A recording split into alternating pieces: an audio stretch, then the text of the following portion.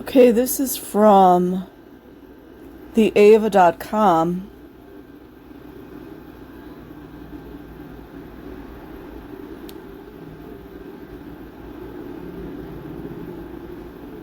Date August 17th, 2011. Scientology slave. Despite well-defined laugh lines radiating from his brown eyes, there is something about Bill Churchill that tells you this is not a guy to get into a hassle with. At well over 6 feet tall, with an unfussily trimmed salt and pepper beard and tousled hair, sporting a small, thick hoop earring, barking a confident, clamorous laugh, Jabez, Bill Churchill, is no lick spittle.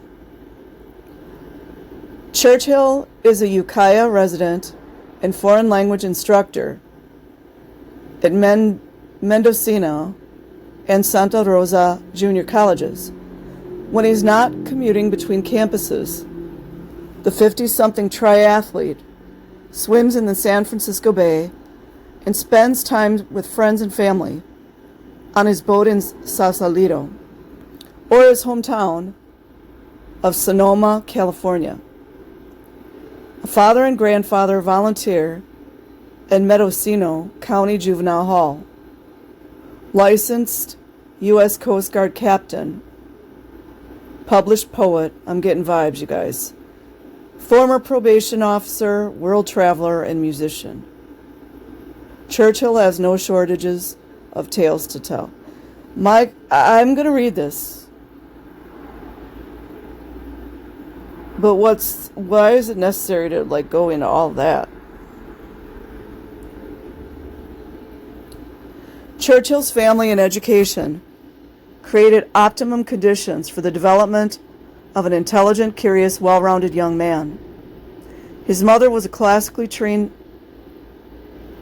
cellist. Did you say that? Cellist. His father was an educator and principal in the Sonoma Valley. Storytelling was a significant part of Churchill's heritage.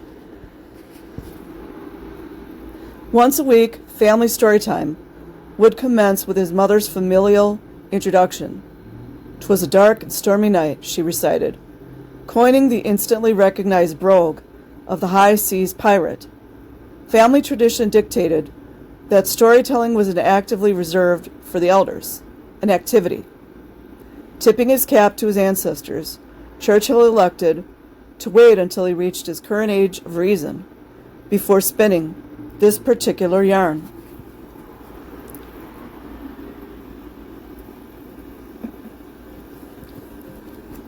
Even as a young man, Churchill seemed destined to travel the globe. At the age of 16, his family's association with Berkeley's International House helped facilitate a study abroad opportunity with the American Field Service in Argentina.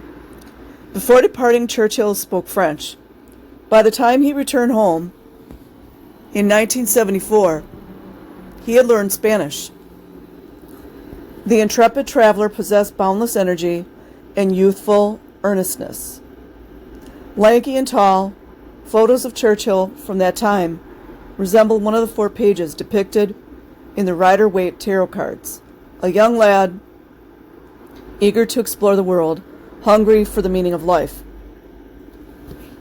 Following his time in Argentina, Churchill returned to Santa Rosa Junior College, where he met celebrated author, mythologist Joseph Campbell. That meeting marked a turning point in Churchill's life. Campbell acted as a compass, pointing Churchill toward his spiritual true north. He drank in Campbell's words, attending his lectures by day and visiting his home informally with friends in the evenings. Churchill began to yearn for a hero's journey. "My best friend and I decided to spend the summer touring the historic places." Campbell referenced Stonehenge, Tintagel, even Findhorn. Young Churchill set out for Europe. He spent several years abroad. Churchill describes the exhilaration he felt touring the world for the first time. Steinbeck said, "The journey is an entity in itself. We were just passengers on the bus. Whatever itinerary we had disappeared within the first 4 days, he recalls. His magical mystery tour set down in Paris were not surprisingly because of his language skills. Churchill became a tour guide. We visited Pisa, the Roman ruins, Corfu, and Athens. After a time, Churchill continued on to another adventure. He took a job as a crew member on a touring yacht and did the first leg of the Odyssey's journey. He found himself gazing at the walls of Troy and sailing through the Bosporus. Following the yacht job, relatives in Cornwall encouraged Churchill to settle in Great Britain. He cobbled together jobs waiting tables, farming, tending pigs, and learning stonemasonry. At that time, Churchill was hitchhiking and got picked up by a physician. We started to talk. He was a really genuine, interesting guy. He'd studied at a small private university south of London. During the ride, the physician had to make a stop at his office, and Churchill had an opportunity to observe the doctor work with his patients. Something about the doctor's interactions intrigued Churchill. He was very empowering with his patients. At the time, I'd never seen anything like it. Churchill was so taken by his observations that he questioned the doctor directly about his techniques. He explained that his methodology was rooted in the teachings of what he called a philosophical organization. He mentioned we were nearby their community, and he invited me to check it out. Their destination, Grinstead, national headquarters and former home to the creator of Dianetics and founder of Scientology, L. Ron Hubbard. Prior to that moment, Churchill had never heard of Scientology. When he arrived at Grinstead, he was not fully prepared for the impact the community would make upon him. The fellowship, sense of purpose, and feeling that one had stumbled upon kindred spirits at East Grinstead was exciting. What better than to align oneself with a sensible group of intelligent, well-meaning, and purposeful individuals embarking on a shared journey for the betterment of the human race? Most residents were from the UK or the US. It was a nice community. People were very present, articulate, and well-educated. Churchill initially planned to stay a few weeks, but extended his stay when he was offered a job as a cook for 150 residents. He was provided with a bed, board, and a small stipend.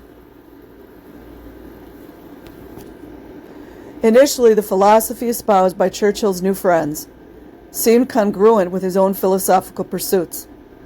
He made a point of contrasting Scientology with other burgeoning spiritual movements of the 70s. I'd met members of the Hare Krishnas and the Unification Church. He'd even seen Jim Jones. I remember Jones giving talks at school around 1969 and being very suspicious of him. Grinstead didn't feel like any of those things, he emphasizes. From a young age, Churchill had been encouraged to think for himself. His parents, who were not particularly religious, raised him to be a discriminating Protestant. When he was 5 years old, Churchill was taken by relatives to a quaint but beautiful Baptist church. The preacher told us every man, woman, and child in church was going to hell. I'd done some bad things, but even then I thought, no, I don't think so.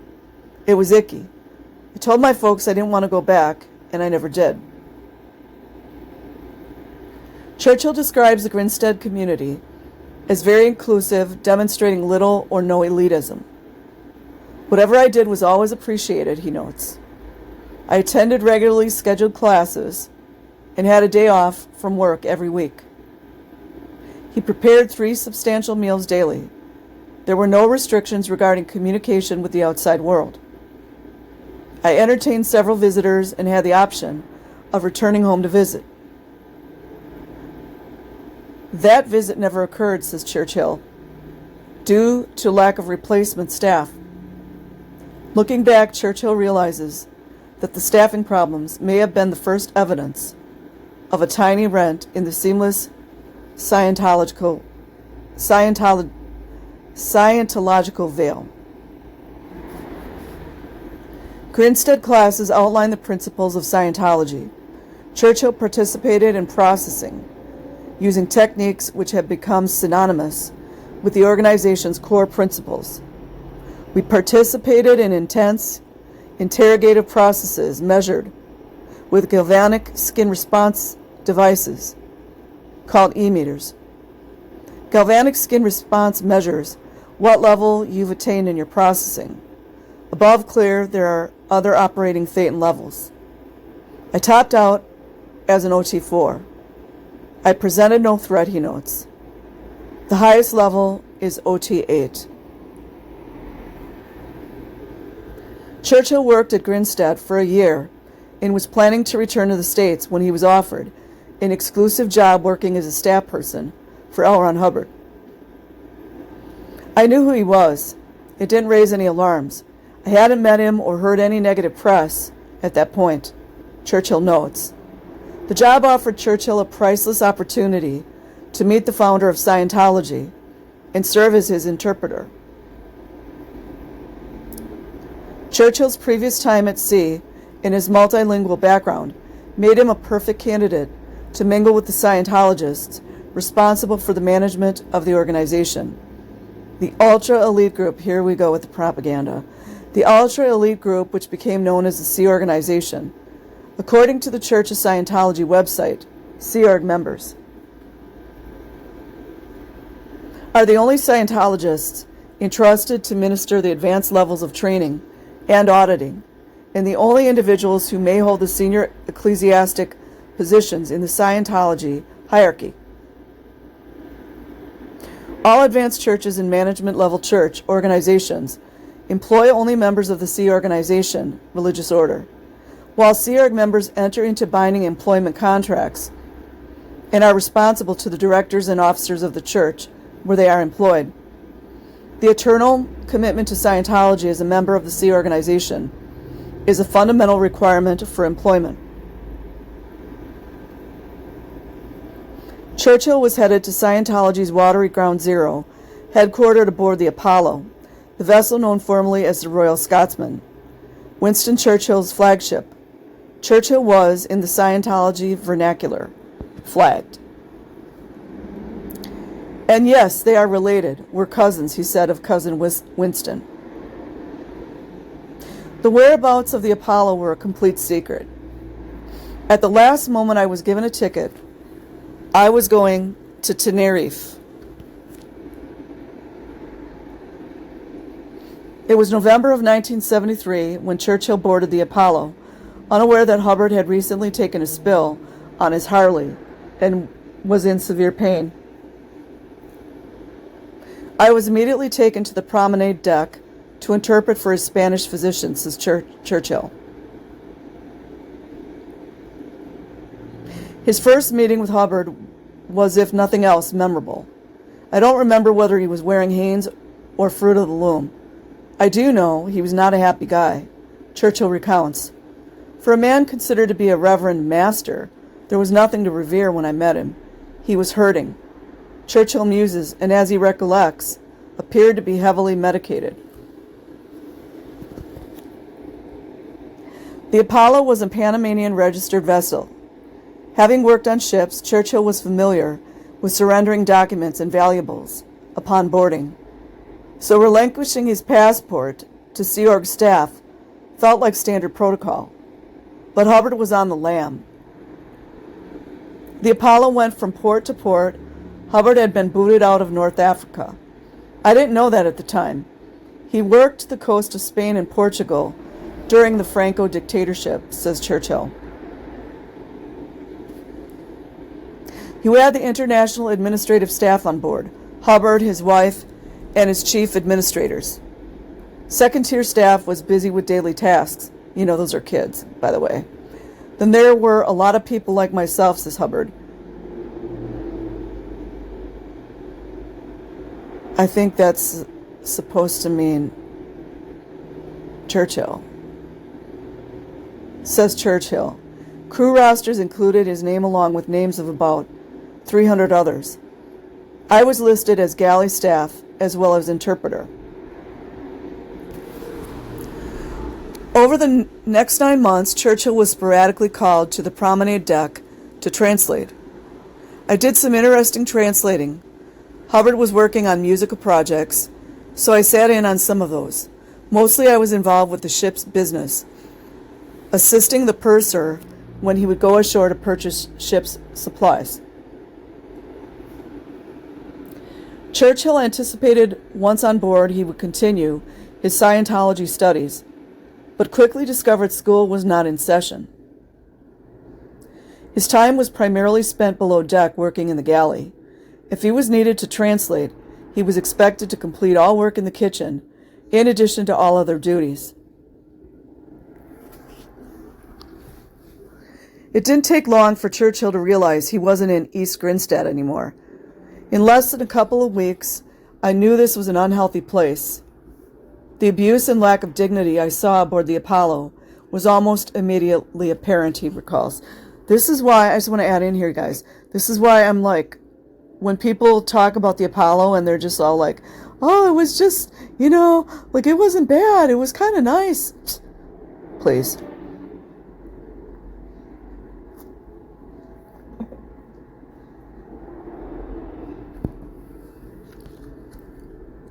This is what you call having ethics, real ethics, having morality. With Churchill were 2 men he knew from the UK. I wish we had the names. One man was the ship's baker. Shortly after I got there, this man failed. He believed he saw a humming aluminum globe hanging from the galley. When this man started humming back at the globe, he was relieved of his duties, says Churchill, who was instantly promoted to chief baker. Churchill worked 14 to 18 hours per day, 7 days per week, providing baked goods and other food for the crew. Breakfast included pancake, egg dishes, oatmeal or omelets. Churchill quickly discovered that providing the crew with regular meals was fraught with landmines, which, if not navigated, could cost him dearly. My day was supposed to end at breakfast. Usually I would finish up by about 4 p.m. I'd take a rest and return to the galley at 10 p.m., when I would prepare mid-rations for the engine room staff. Keep that one in mind, you guys. There was a staff for the engine room. Then I'd start baking at about 1 a.m. Churchill learned to bake about 200 loaves of bread and desserts every night using large coal-burning ovens. I'd make a shortbread or a crumble. If I did a good job, there was trouble because there wouldn't be enough. If the dessert wasn't good, there'd be more trouble. By 4:30 a.m., it was time to begin breakfast preparations. In the galley, I was always at war with the purser. He looked better if he spent less money, so he would lock me out of the stores. I had to go to the engine room, get the hacksaw, and cut off tempered steel locks that were larger than my finger. On one occasion, the purser looked at me and said, Billy, you're not going to get that cut off in time for lunch, let alone for breakfast. Churchill's response to the purser: no negative energy, and he continued cutting. Though there was certainly enough money flowing through the organization to feed everyone amply, food was rationed. That's that created lack mentality. It's like a creation. You would think that such an exclusive assembly of people working that hard would be compensated well with food. We weren't. Hubbard, who inhabited the promenade deck, utilized the services of a private kitchen staff working in a separate kitchen. I still am shocked that nobody ever threw Hubbard overboard. They provided Hubbard and his entourage with 3 entree options. Like many poisoned tastes of old, the chef would sample each dish prior to Hubbard making his meal selection. I watched a lot of people fail physically and psychologically. You watch people say, "I've had enough, I want to go home." They were ridiculed until they were no longer a threat, Churchill explains. Great way to isolate people, especially children, right?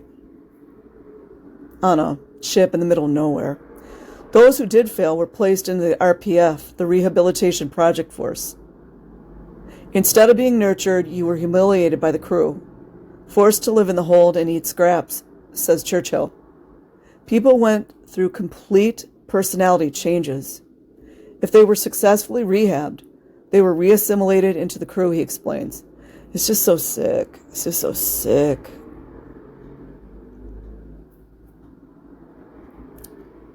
There could be any number of people in the RPF. Usually there were more than 10 and less than 30. Sometimes they were incarcerated for weeks.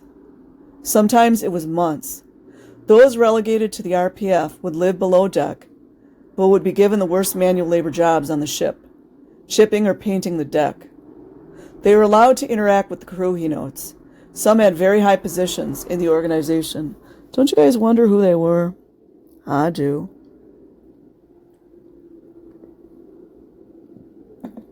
So easy to start putting 2 and 2 together. Remember the mass media article that said that the Apollo was a yacht, you guys. A yacht fully equipped with child labor. If you were designated as part of the RPF, you were regularly deprived of sleep and forced to eat leftovers, food scraped from the crew's plates. Churchill explains, "I was so offended by this, I would always put aside sufficient bread and decent servings. I made sure those people got fed every day. I like this guy." The chief cook and galley staff knew I was doing this, but no one messed with me. At one point, our purser was sent to the RPF. Another man was sent to replace him. It's just like Hubbard and all the cronies that are really into this sickness. They're all playing a freaking big pretend game. It's all about ego and power. It's so sick. At one point, our purser was sent to the RPF. Another man was sent to replace him. I was in the process of baking bread when a platoon of people came to the galley to clean. Churchill asked them to return as soon as he finished baking. The purser shoved me in the chest, which Churchill said was a bad thing, both for the purser and for him. I'd be held responsible if I didn't get food on the table, he explains. So I picked him up, turned him upside down, put him in a garbage can, and good for him, and slid the can back down the deck. It slammed against the bulkhead. Good. When the purser crawled out, he vowed to return with the master-at-arms. He showed up the following morning, not as a purser, but as a dishwasher. Good. I mean, I don't usually go for that stuff, but he had it coming. Graduating from the RPF was a gradual process, says Churchill. You proceeded back through various levels. Those that didn't rehabilitate were offloaded, assisted off the boat. Those that failed entirely. They had become so humiliated, they were institution material. But don't worry, the mass media said it was a yacht, you guys. It was a yacht.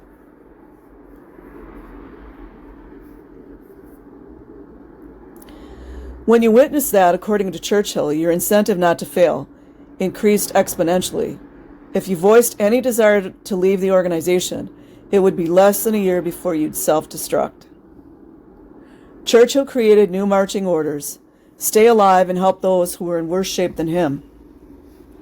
Churchill credits his survival to his physical stamina, translation skills, and ability to keep the food coming, even during a hurricane.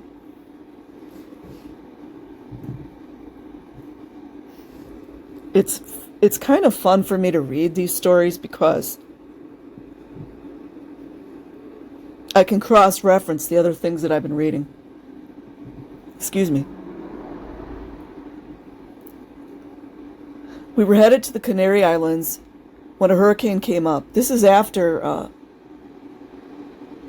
Susan Meister was taken off the boat dead, allegedly of a suicide. Allegedly, and supposedly she had pew-pewed herself with a rifle. But yet there was no, you-know-what, powder on her forehead. Very similar to Flo Barnett. Go look it up, please. We were headed to the Canary Islands when a hurricane came up. Most of the galley staff, these are kids, by the way, became seasick, he recounts. Churchill stayed up and fed the crew. I was awake for 4 nights just keeping the food going. How many times have we heard about these hallucinations? The hallucinations appeared on the 3rd night. They were giant, clicking tarantulas all over the countertops. That comes from sleep deprivation. I turned around to make sure there was no one watching. I told the tarantulas, I am so sorry you had to come here. I know I brought this on, but I need you to go away now. They disappeared briefly. I took a step and they all came back. They went away again. Finally, I somehow finished making my bread.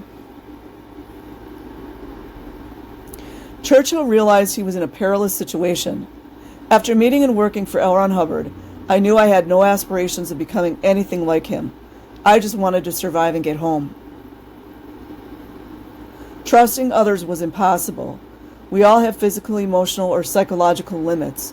When people broke completely, confidential relationships were most certainly revealed. The one person I had confided in about expressing my desire to get off ended up in the RPF. After that, I entrusted myself to no one. What is that, kill or be killed thing? At one point, the Apollo landed in Madeira. I was the only person allowed off board because I could speak a little Portuguese and conduct business. We were in the capital city of Funchal. The people of the city began to stone the vessel, so we left for Nassau. Can you blame them? They know what's going on.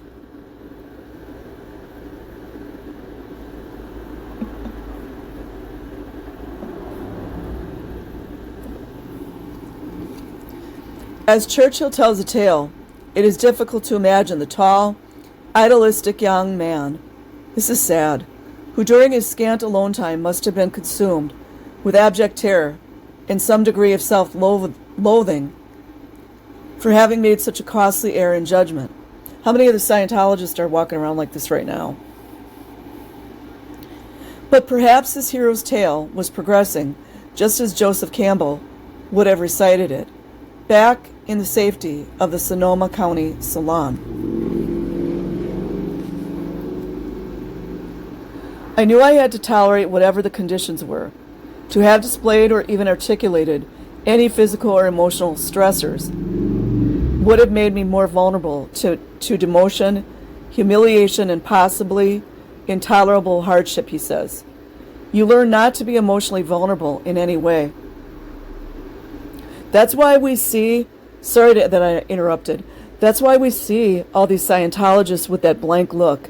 There's a lot going on. I've talked about it before, and I don't want to be mean to people because a lot of these Scientologists are suffering.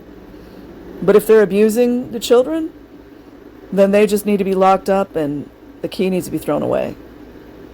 But if they're not, it's time to get out. I was in a position where I had no longer control of my own liberty. I had to be patient or the chances for escape would be less likely. He's got to gain their trust. During times when I was physically challenged or became frustrated, I could have overpowered people successfully. But even if I managed that, I would have ended up dead or in a foreign prison. Resistance seemed futile. All business was conducted by teletype. People watched to make sure no one got off board. All mail went through the Los Angeles organization and was censored. Letters would have pieces missing. Basically, you were stuck, he explains. My personal opinion is a lot of this is just about power and control.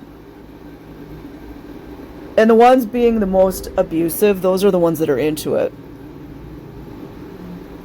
You better get ready for their jail cells. Churchill hit bottom. He's got to be, what, around 18 or something? Sounds like he's got a real high moral compass and very ethical. I love how he was feeding the people. Churchill hit bottom. There was a point at which I lost hope of ever getting home. It makes me sad. I was exhausted physically and emotionally. It was probably night. I found a compartment down below. I remember the steel deck. Churchill sobbed uncontrollably. Oh, that's so sad. Because he's a young man. Until he fell asleep. How many of these Scientologists are sobbing themselves to sleep, you guys? Including children, of course. He went back to work and waited for an opportunity to get away. Like I said, you got to gain their trust. And then when it's time to bolt, then you bolt. Fortunately, he didn't have children. He didn't have a wife. Soon an opening appeared. They needed an escort for some teenaged interns. My job was to take them home. In exchange, I received a 2-week leave to go home myself, he recalls. See, if they would have trusted him, they wouldn't have done this. Prior to disembarking the Apollo, Churchill was hooked up to a lie detector and was compelled to affirm he would be returning. How many times do we keep hearing this? LAPD is all about it. He escorted the youth to London, Toronto, New York, and finally Los Angeles. As soon as I could get to a phone, I called my parents and told them I was coming home. From the States, he took a flight to San Francisco, where his parents awaited him. The 235-pound young man who had left for Europe several years earlier had lost 100 pounds.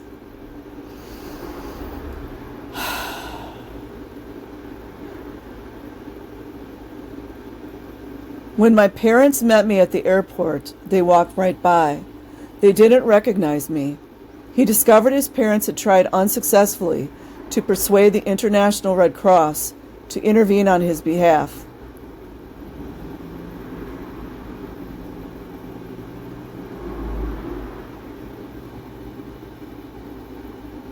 My dad was a veteran of World War II.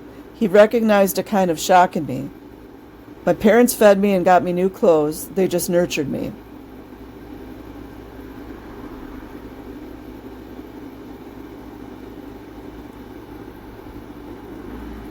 Church members tried to contact Churchill, physically and by mail.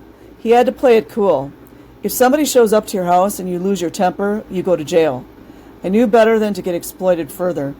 Now that he was home, his singular goal was not to be irrevocably scarred by his ordeal. After he'd been home a few months, he received a cryptic piece of mail. It was addressed, Bill, Churchill, Sonoma, California. Please try hard, Mr. Postman. Another crew member had jumped ship and was trying to contact me. I wrote back and said, I've got 7 part-time jobs. You can have 3. We recovered together. He didn't make peace with Scientology or rally against it. He just went on with his life. Churchill returned to education. He's lucky he got out. And he was still young. I got into the psych department at Sonoma State and organized panels on cultism. A wrong had been done. It was important to me that it not be perpetuated. His journey to place a balance has taken decades. The experience definitely made my life very, very different. Trusting people takes longer, and I had PTSD to deal with. I didn't feel for 20 years. Nobody could touch me. I was studying psycholinguistics at Sonoma State, he recalls. A guest speaker gave a presentation on PTSD, outlining the symptoms. I felt myself turning red, he recounts. The lecture ended, his classmates exited, and Churchill was immobilized in his seat. The lecturer tucked his card in my pocket and offered his help. Churchill called him and was referred to a Vietnam veterans organization called Flower of the Dragon. They specialized in PTSD at a time where the ramifications of the disorder were beginning to be more fully recognized and understood. He began unraveling the crossed wires of confusion and abuse. Initially, I was ashamed at what had happened to me. I lead as normal a life as I possibly could. Time went by and it became apparent that more trauma was surfacing. Churchill worked with another therapist for 10 more years. His experience informed many of his subsequent career choices and ultimately enabled him to support trauma victims. I took a job at Hannah Boys Center as a residential treatment counselor, working with youth at risk. They didn't need to be abused or humiliated any more than they had been. Deliberate deprivation and abuse is evil. Because I'd been abused and humiliated and watched others suffer, it's something I can't allow, says Churchill, a spark of anger glinting in his eyes. I'm not really diplomatic if I witness someone being abused. That's not how I am. If I'm around, you do not want to be the abusive mother hitting your kid in the grocery store. He bristles. He quotes Scott Peck, stating anything short of nurturing is abuse.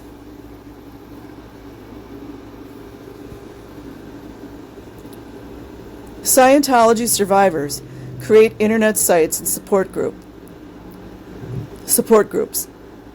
But documentation regarding that early period aboard the Apollo is scant. There's not much written about the 300 people on that ship, the children. I still know who these people are. I've been in contact with a few. Some fight the organization.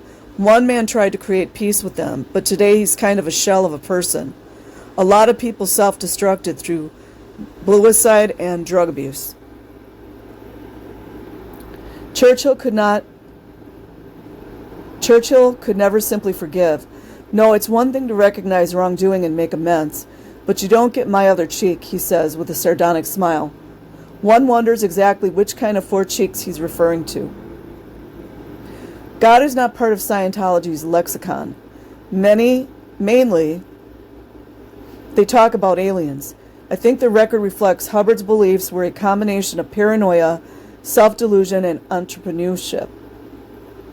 Applying logic to insanity is at best a path untaken, he notes. He likens Scientology to a delicious pie made with berries, sprayed with pesticides. It might taste good going down, but it's going to make you sick. I don't believe any spiritual organization can thrive if it is inspired by profit. Bill Churchill's spiritual journey continues, and time has brought healthy skepticism along with the depth of faith. The failure of many spiritual institutions is a failure to acknowledge the intellect, adding that his version of the great unknown offers innumerable doors to a spiritual home. The influence of Campbell is still apparent. A rational approach to knowledge doesn't require abandoning common sense, he muses.